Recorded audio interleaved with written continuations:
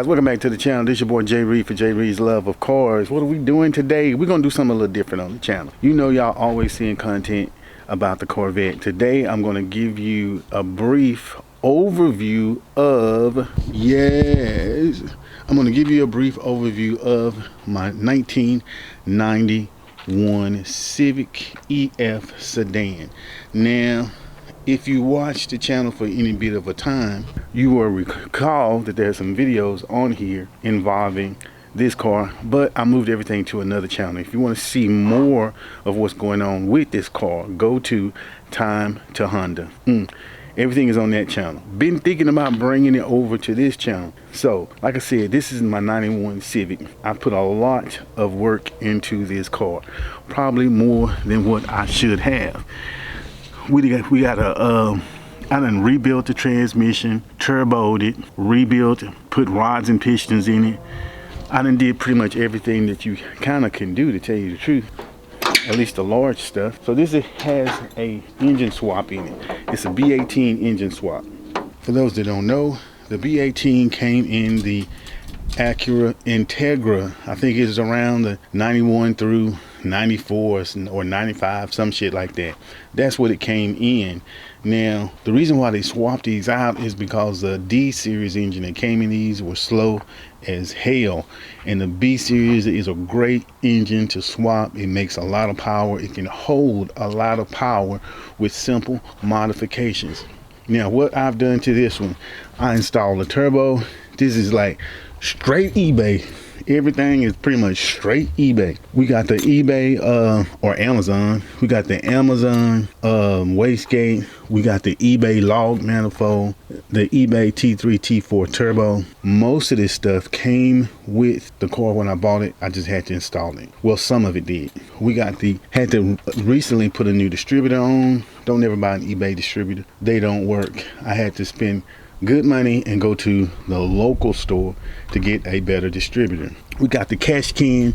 Don't ever buy these cheap ass cash cans. As you can see, mine is not even hooked up, and I have everything venting to atmosphere. Now, in order to do one of these swaps, you got to buy these aftermarket motor mounts. The B series swap is an easy swap in the EF compared to some of the other stuff, and especially compared to like the V8 LS swaps and stuff. So we got the Hasport motor mounts to swap it in.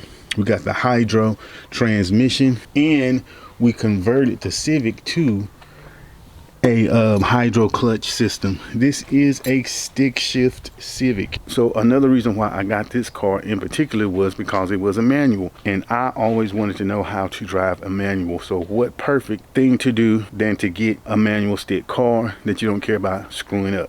And that's exactly what I got, and it's a blast to drive. But let's dive right into it a little bit more. Okay, so right here we got the aftermarket fuel regulator that came unscrewed. We got to screw that back on, but don't worry about that. We got the Amazon manual boost controller right here. It's turned up to about 14 pounds. In third, I can get up to 14 pounds, and that's pretty much what it's tuned at now. So we got, what did I say, the T3 T4 standard eBay 50 trim turbo. You know, you want a turbo that's going to be sized right for your particular application, and this one is. If you put a large turbo on here, what the problem that you're going to have is it's going to make power, but it's going to be way up in the RPM range before it starts to make power. What fun is that if you only in boost at 6,000, 5,800 RPMs? You get a smaller turbo, size it appropriately to the engine, and you're going to make boost a little quicker, and it's going to be way more fun at a low RPM. Now, when I first bought the car, I was running an FMU. So we have an inline Walbro 255 fuel pump. Never changed it out. I have a pump to go in the tank, so I can take that off, but I haven't put it in yet because this is working absolutely amazing. For my injectors, we got some RC 750s. In other words, the 750cc injectors. Those should hold about, I don't know, maybe about 500 horsepower or close to it. Right now, on 14 pounds of boost, I'm guessing that I'm making around, I don't know, maybe around 300 with 14 pounds of boost now, or 290, somewhere in that. Now, I know some of you might be thinking, 290 horsepower is dog boo-boo. Well, 290 horsepower on a 2,100 pound car is fast. Believe me, it is quick. In fact, I'm gonna be honest with you, I have more fun driving this car than I do the Vet. When I got this bad boy floored and you hearing that turbo spool up, you hearing the blow off valve, and you know you rolling in a 30-year-old car and anything could happen in any moment, the adrenaline rush is there. In the Vet, you know, you really can't really open it up unless you got a lot of highway and a long place to brake. So it can get dangerous real quick in that. But it's just more fun for some reason to drive this Civic. I guess it's because of banging the gears. I remember I used to always thought it was funny when people always talk about getting a manual shift. Never understood it. Well, now I understand it because it's a fun to drive. They are fun to drive. Now let's look at the interior of this piece of this my car. Now the interior is nothing to look at. We got the standard gear shift. All of that is swapped out to match up with the transmission and the engine swapped. This wasn't automatic. It's got a clutch now. We got the oil pressure gauge, boom. We got the air fuel gauge. We got the boost gauge. We got everything you need to make it look like you're making power. Now never mind all of this junk right here. I got a water leak, and that was almost filled up with a lot of water, so I kind of pulled my ECU out.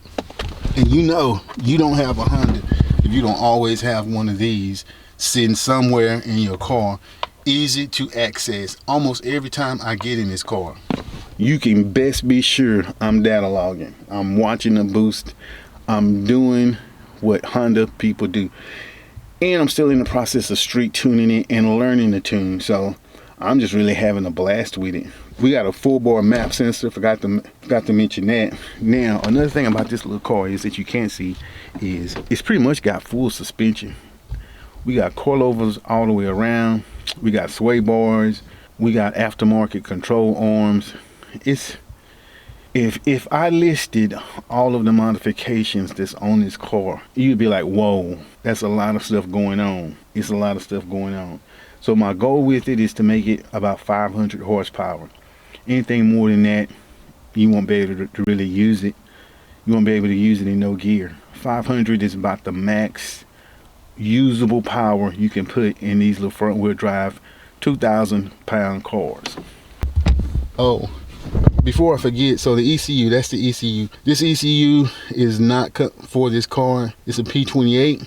It's the emulator that I have in it that I tune with, because you got to either chip these or get an emulator to make it work, is a what is it? It's a ECU tamer. That's what it is. It's an actual emulator board, almost kind of like a piggyback, but you plug it into it, and that way you can actually data log and you can tune these cars. You can't tune the stock ECU on these. It's got to be chipped, or you got to have an emulator. The most popular one is Honda, but that was too much. And you know, anything I do is budget, and this one, it works just fine. I think I paid $200 for this. I can't forget one of the most important things on this car. How could I forget?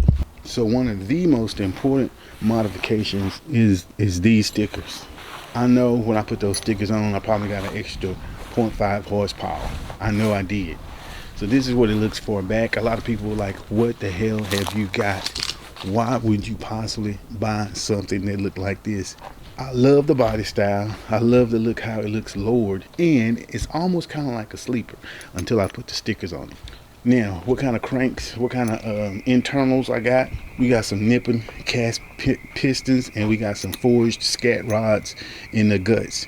Once you do that, it can take a lot more power. With those pistons and rods, I don't know if I'm gonna push 500 with them, but we can at least get 400. Now, you got to run a lot of boost on these cars to make any power. That's the difference between a 4-cylinder and an 8-cylinder.